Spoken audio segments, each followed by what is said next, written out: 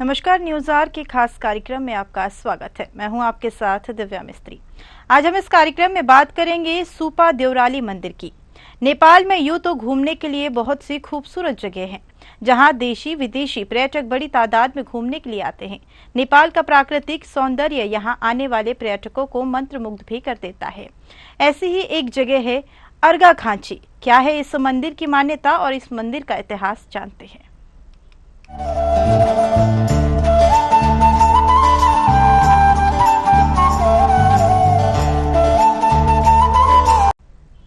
सुपा देवराली मंदिर पूरा क्षेत्र ही खूबसूरत पहाड़ों और जंगलों से घिरा हुआ है। हरियाली से सजे पहाड़, नीला आसमान और ठंडी हवाएं यहां आने वालों को तरोताजा कर देती हैं। लुम्बिनी अंचल का अर्घाखाँची जिला अपनी प्राकृतिक खूबसूरती के अलावा धार्मिक महत्व और आस्था के केंद्र सुपा देवराली मंदिर की वजह से भी खास महत्व रखता है।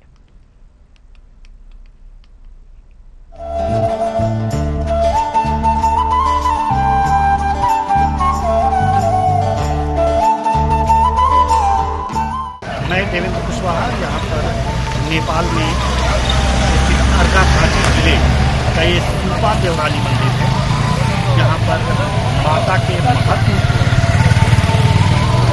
आप पूरी तरह से समझ सकते हैं। यहाँ पे भक्तों की जो लगी भीड़ है इसको देखकर यहाँ पे जो भक्तों की भीड़ है दर्शाती है कि जो भी व्यक्ति अपनी मनोकामना लेकर यहाँ पर आता है उसकी मनोकामनाएं पूरी होती हैं। चाहे किसी भी व्यक्ति से पूछ लीजिए, किसी भी भक्त से पूछ लीजिए, वो ये बताता है कि वो पहली बार जब बहुत परेशान था तो यहाँ पर पहुँचा था और जैसे ही अपनी मनोकामना माता के सामने अपनी रखा, उनकी मनोकामना पूरी हुई और वो दोबारा तिबारा और चौथी बार, पांचवी बार एक क्रम लगा रहा और ये क्रम जो है लगातार बनता रहता है और भक्तों की भीड़ धीरे धीरे यहाँ पर बढ़ती जाती है।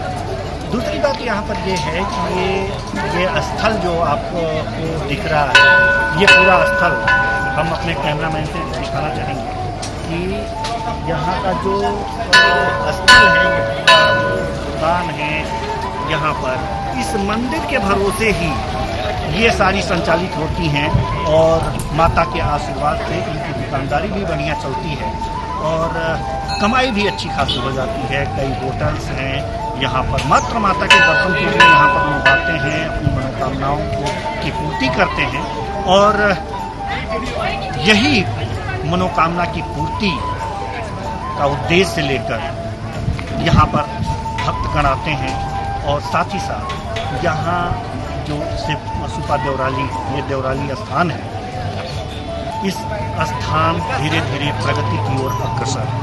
नेपाल का सुपा देवराली मंदिर अर्घाखाँची जिले के संधि खरका में स्थित है। मंदिर लगभग 4500 फीट की ऊंचाई पर है स्थित। 1600 ईसा पूर्व में हुआ था मंदिर का निर्माण। खाँची के राजा विश्वपाल शाह ने कराया था निर्माण।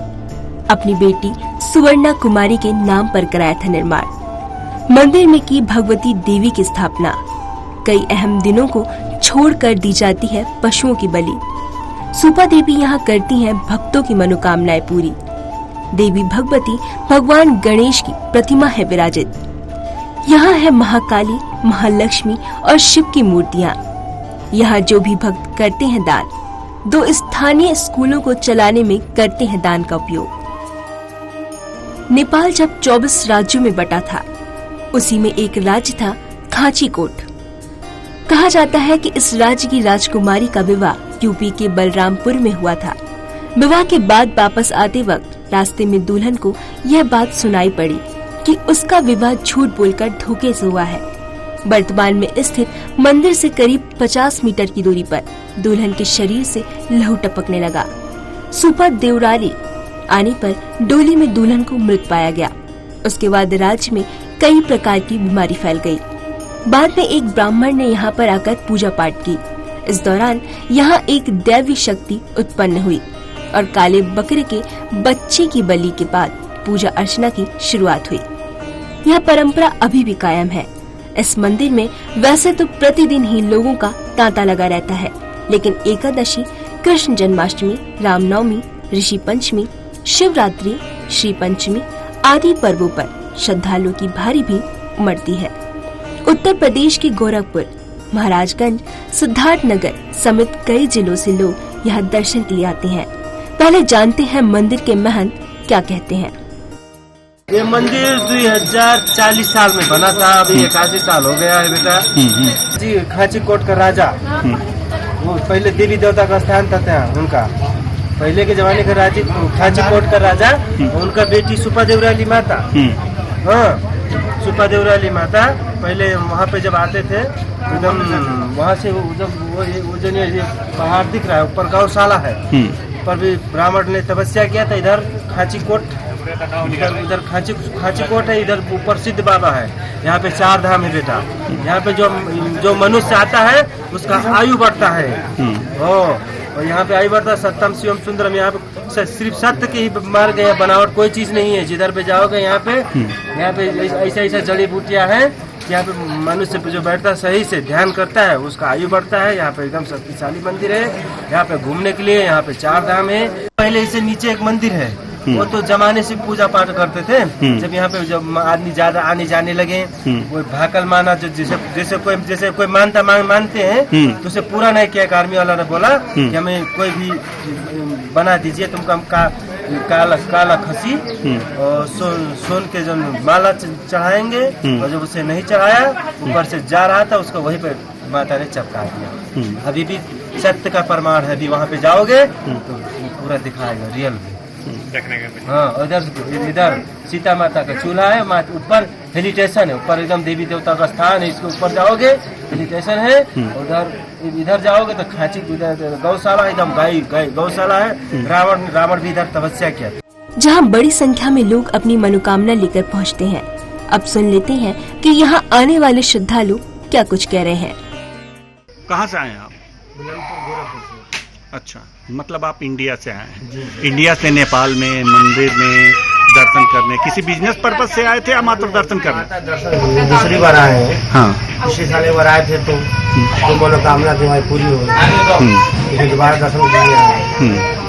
जब भी मन में शांति होती है तो यहाँ आते हैं शांत सुकून के लिए, जो कि मुझे मिलता पूरा अच्छे से। शांति सुकून यहाँ मिलता है।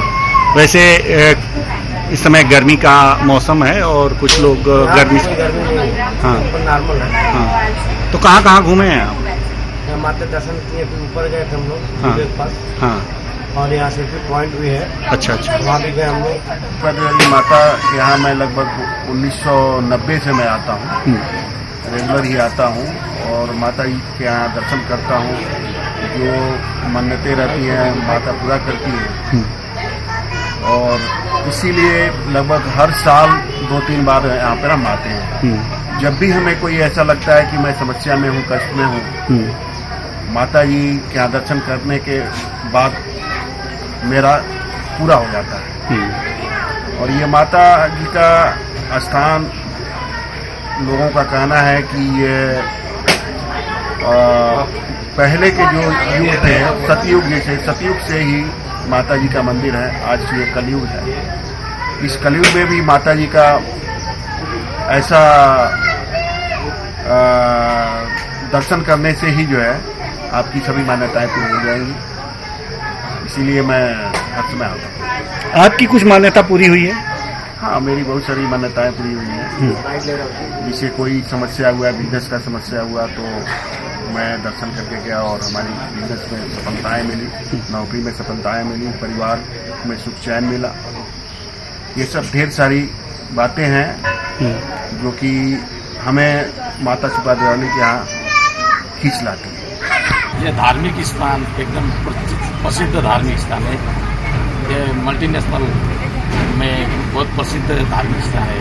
ये यहाँ पे बहुत विश्वास करते हैं। जो मांगते हैं वो पहुँच जाता है। जिसको भी जो मांगते हैं यहाँ पे, तो मनन करके मांगते हैं वो पहुँच जाता है। इसी कारण आपने कोई मन्नत मांगी जो मन्नत जो मांगते हैं वो पहुँच जाता है। आपकी कोई मन्नत पूरी हुई? यहाँ हुए, बहुत पूरा हुआ है।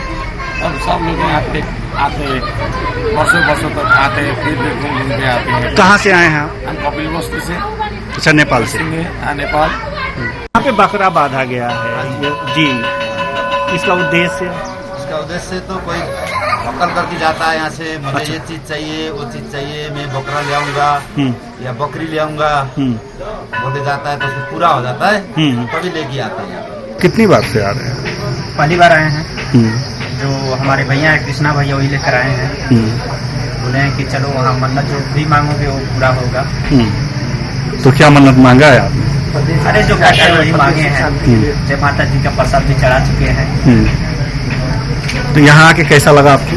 बहुत अच्छा लगा माता जी के दरबार में आके यहाँ पे।